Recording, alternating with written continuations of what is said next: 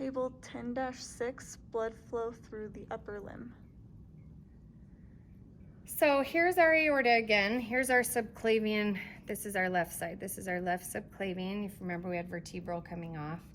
Subclavian, subclavian. And now as we're passing through the pectoralis major, that border here, this is axillary. So while it's there, this entire artery is axillary artery. And then we become the brachial artery through this area where the biceps is. And then as we get to here, we're gonna split. We're gonna split into radial. You can even see this split. Look how cool that is right there. There's the split into radial and ulnar. So radial goes here and running here.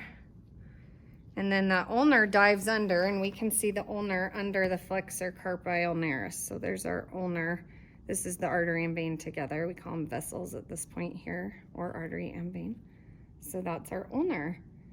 The palmar arches, we're not going to see that on the cadavers. That's a really hard dissection that we have not been able to successfully accomplish yet, but maybe one day.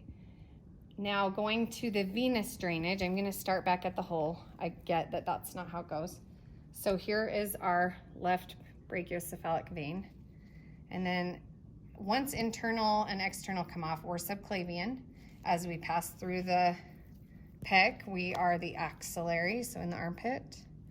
And then this is where it gets kind of complicated, because you have this superficial vein, but the actual brachial vein is right here. It's kind of light, and it runs closer in the arm. So not what I'm holding here, right here. So there's our brachial vein.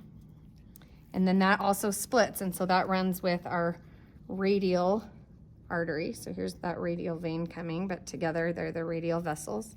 And then I showed you the ulnar vessels that are together. Not that guy, sorry, right there. So our extra vasculature for the veins, we have this guy here that goes out to the thumb, and then we follow him up this way. This is our cephalic, and cephalic will join in to the subclavian up here, which it looks like it got cut off at this point, but it should carry all the way.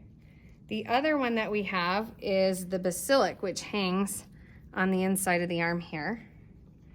And then it runs up here, and it's going to join into the axillary right there. So you can see where it joins in at this point here. And then there's that guy that meets up in the middle. If you remember, we talked about him. Now, do you see how there is just one diagonal on this arm? So because we have from cephalic and basilic just one, we call this the median cubital